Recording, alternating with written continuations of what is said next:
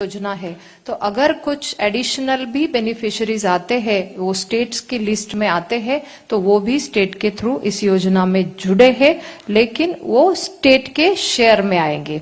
अभी आज तक हमारे लगभग 17 करोड़ कार्ड्स ऐसे हैं कि जो दिए गए हैं, लेकिन क्या कार्ड नहीं है तो ट्रीटमेंट नहीं है, ऐसी बात नहीं होगी।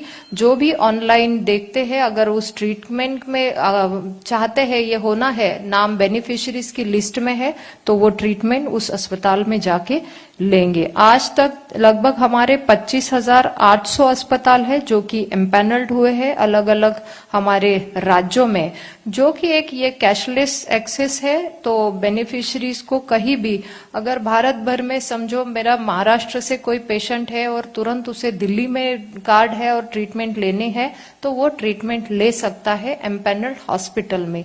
लेकिन दिल्ली का कोई पेशेंट अगर महाराष्ट्र में जाता है तो वो ट्रीटमेंट नहीं ले सकता, क्योंकि इस राज्य ने ये योजना को स्वीकार नहीं किया है।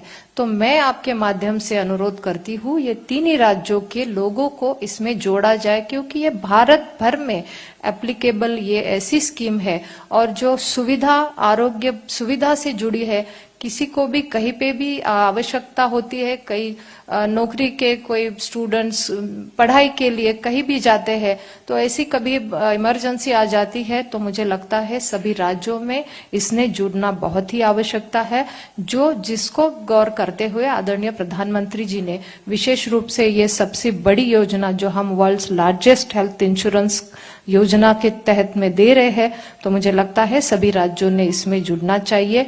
एक कवर करती है हमारे प्री हॉस्पिटलाइजेशन को और पोस्ट हॉस्पिटलाइजेशन के एक्सपेंसेस को, इंक्लूडिंग डायग्नोस्टिक एंड मेडिसिन, सब उसके गाइडलाइन, ट्रीटमेंट गाइडलाइन में जो स्टैंडर्ड्स है उसके आधार पर उसमें जो ड्रग्स है, सप्लाईज है, डायग्नोस्टिक सर्विसेज है, फिजिशियंस के फी है, रूम के चार्जेस है, सर्जन के चार्जेस है, ओटी आईसीयू चार्जेस, ये सभी कवर करते हुए पेशेंट को मदद करते हैं। इसमें कोई रेस्ट्रिक्शन नहीं है, फैमिली साइज कितनी हो, पर्टिकुलर हो, ऐसी कोई ये नहीं है, और ये पोर्टेबल है थ्रू आउट इंडिया। मुझे लगता है ऐसी योजना कभी बनी नहीं थी, और इसका मकसद यही था कि हर एक को, हम जो बोलते हैं कि आउट ऑफ पॉकेट एक्सपेंडिचर कम करने के लिए हेल्थ रिलेटेड सरकार के क्या प्रयास चल रहे हैं, तो ये सबसे बड़ी और एक अच्छी योजना इस कार्यकाल में बनी है। जिस कार्यकाल में कोविड जैसा संकट आया, कोविड जैसे संकट में भी इस योजना के तहत लोगों ने टेस्ट किए, ट्रीटमेंट किए, और सभी राज्यों को वो राशि भी दी गई जिसकी आवश्यकता उस टाइम पे थी। मैं यही कहूंगी कि ये योजना के माध्यम से जैसे प्राइमरी, सेकेंडरी, टर्शरी, और भविष्य में भी प्राइमरी हो या टर्शरी हो, इस कंसर्न करते हुए पीएम अभी प्रधानमंत्री Ayushman Bharat health infrastructure mission, जो कि एक बड़ी ही अच्छी योजना बन रही है, जिसके तहत लैब को लेके और अच्छी सुविधा देने के लिए और एक एडवांस टेक्नोलॉजी से जुड़ा हुआ हमारा ये इंफ्रास्ट्रक्चर हेल्थ का बन रहा है, जिसमें भी यही आरोग्य की सुविधा और अच्छे से लोगों को दे पाए। और पेंडेमिक को सोचते हुए हर एक राज्य में, जिले में क्या होना चाहिए, इसको ध्यान में रखते हुए ये योजना है। और प्रधानमंत्री डिजिटल हेल्थ मिशन, ये भी एक हमारा आयुष्मान भारत का पिलर है, जिसमें कि डिजिटल हेल्थ कार्ड बनेंगे, तो वो पेशेंट को अगर हमारा रिकॉर्ड देखना है, क्या डायग्नोसिस हुआ है किसी अस्पताल में, तो वो बिल्कुल ही वो देख पाते हैं उसी अस्पताल में, जो कि वो डॉक्टर के और पेशेंट के अपने मतलब उनका खुद का ये कहना होगा, तभी उनके कंसेंट से ही वो कार्ड बनेगा और उसकी सुविधा प्राप्त होगी, जिसके कारण पेशेंट अगर कहीं दूसरे अस्पताल में जाते हो तो ये हेल्थ कार्ड के थ्रू हमें वो उसका फाइल भी मिलेगा और तुरंत डायग्नोसिस या तुरंत उनके जो भी प्रॉब्लम्स है वो कैच किए जाएंगे। तो मुझे लगता है एक एडवांस टेक्नोलॉजी को ध्यान में रखते हुए एक ऐसी पहल आज इस क्षेत्र में हो रही है, मुझे लगता है ये जब नेतृत्व की विशाल सोच होती है तभी हो सकता है, क्योंकि मैं एज ए डॉक्टर देख रही हूँ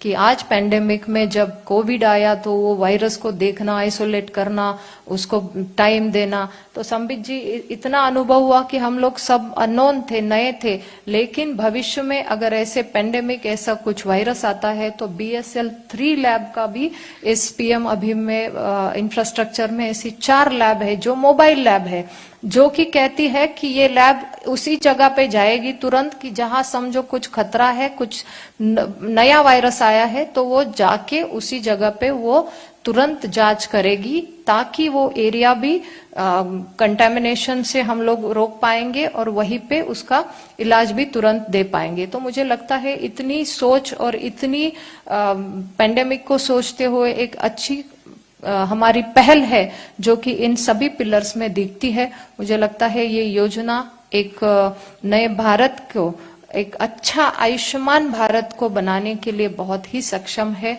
जिसका हम रिजल्ट देख रहे हैं कि आज 38,000 करोड़ इतनी मदद अगर पेशेंट्स को मिली है तो जरूर ये हमारी सभी भारतीय वासियों के परिवार को एक बहुत बड़ी मात्रा में मदद की है, जिनका उदाहरण संबित जी ने बताया कि हमारी बेटियां हो या चाहे हमारी माताएं हो, उनको हम मदद करते हैं और उसमें बहुत ही बेसिक जैसे टोटल नी रिप्लेसमेंट हो, हिप रिप्लेसमेंट, जॉइंट रिप्लेसमेंट हो, आर्टरी बाईपास हो, तो मुझे लगता है इतनी बेसिक है जिनकी लोगों को चिंताएं रहती है कि मैं अब कैसे करूं, तो इस माध्यम से ये मदद करने में ये योजना बहुत ही अच्छी काम कर रही है।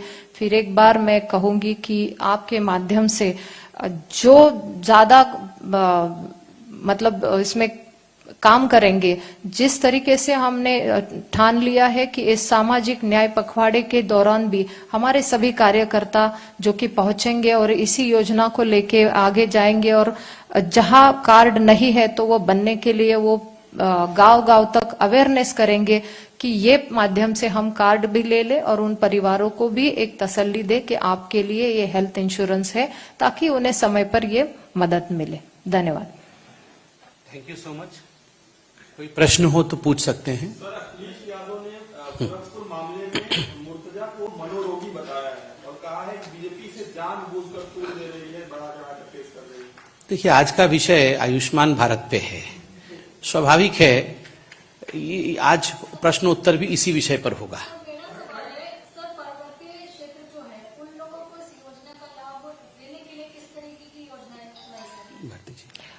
पर्वतीय क्षेत्र में जैसे अभी मैंने कहा कि सेंट्रल और स्टेट को लेके कुछ शेयरिंग में हमारी योजना चलती है, 60-40 रेशो होता है, तो पर्वतीय क्षेत्र में खास करके वो 90-10 का रहता है, तो लगभग सारा ही सेंट्रल गवर्नमेंट की तरफ से इस तरीके की योजना जाती है। जैसे आपने कहा उस तरीके से प्राइमरी लेवल पर हमारे PHC हो या हेल्थ एंड वेलनेस सेंटर को स्ट्रेंथन किया जा रहा है, ताकि वहीं पे उनका इलाज भी हो, डायग्नोसिस भी हो, लेकिन फिर भी अगर उन्हें सेकेंडरी टर्शरी की जरूरत है तो उस माध्यम से ये आगे जाके काम करेंगे। उसके अलावा हर एक राज्य में हम अच्छी सुविधा देने हेतु नए मेडिकल कॉलेज भी बनवा रहे हैं, कुछ मेडिकल कॉलेजों को अपग्रेड भी कर रहे हैं, लगभग 75 मेडिकल कॉलेजों को अपग्रेड भी कर रहे हैं, 157 नए मेडिकल कॉलेज भी बन रहे हैं और आज हमारे 22 एम्स का काम भी चल रहा है। तो लगभग सभी को स्वास्थ्य को लेके वहीं पे ट्रीटमेंट मिले, चाहे वो पर्वतीय क्षेत्र हो या हमारा रेगुलर हो, सभी को अच्छा सुविधा मिले। जी वहीं पे भी मैं सभी राज्यों में प्रधानमंत्री जी की सोच तो ऐसी है कि जो एस्पिरेशनल डिस्ट्रिक्ट है, देखो कभी किसी ने सोचा नहीं होगा, मैं तो डॉक्टर हूं इसीलिए मैं तो जब मैंने देखा कि 112 ऐसे जिलों को चिन्हित किया, तो वो चिन्हित क्यों किया? क्योंकि वहां पे कुछ काम ही नहीं हुआ था। 70 सालों से वहां पे बेसिक स्ट्रक्चर नहीं है, वहां पे मेडिकल कॉलेज तो दूर की बात, लेकिन बेसिक सुविधा मेडिकल कॉलेज के साथ अस्पतालों को और स्ट्रेंथन करना, तो उन्हें चिन्हित भी किया गया। वहां पे मेडिकल कॉलेज भी बन रहे हैं, जहां प्राइवेट भी नहीं, वहां पे गवर्नमेंट का तो बनना चाहिए और तो और डिस्ट्रिक्ट अस्पतालों को भी स्ट्रांग किया जा रहा है। मुझे लगता है इसके कारण हमारी जो माता मृत्यु दर है वो भी, हमने जो NFHS का डेटा आया उसमें वो उसका रिजल्ट दिख रहा है कि माता मृत्यु दर कम हो रही है, इंस्टीट्यूशनल डिलीवरीज बढ़ रही है। ये सारी इन्हीं सभी इन योजनाओं के तहत हो रहा है।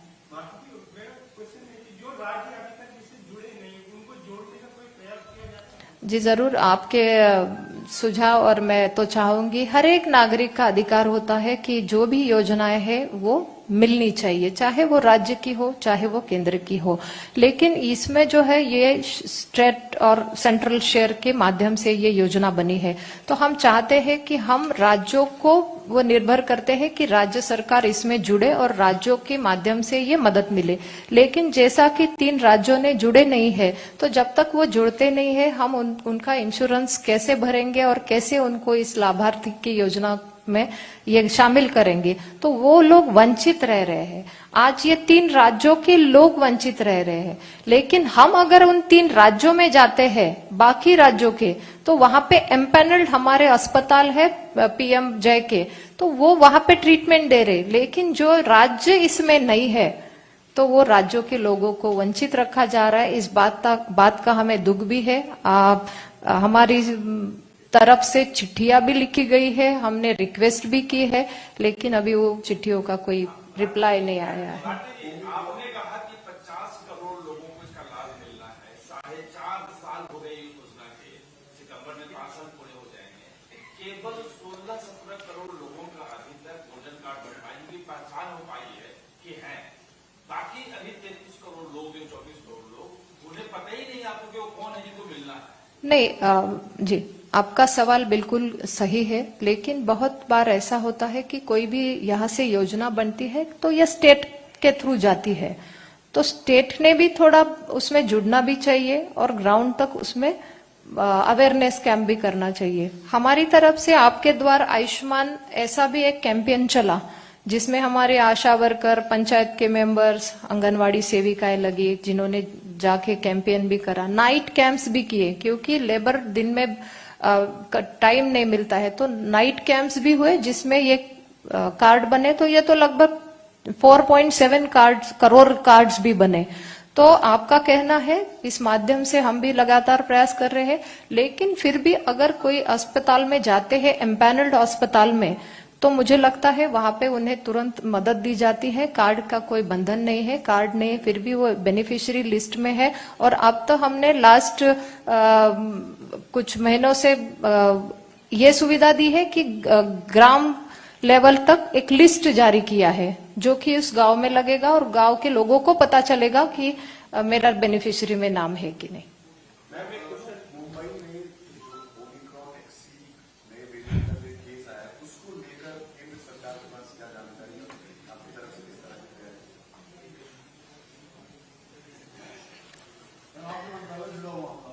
जी जरूर जुड़ा हुआ है, अभी उसका पूरा इन्वेस्टिगेशन रिपोर्ट आना बाकी है।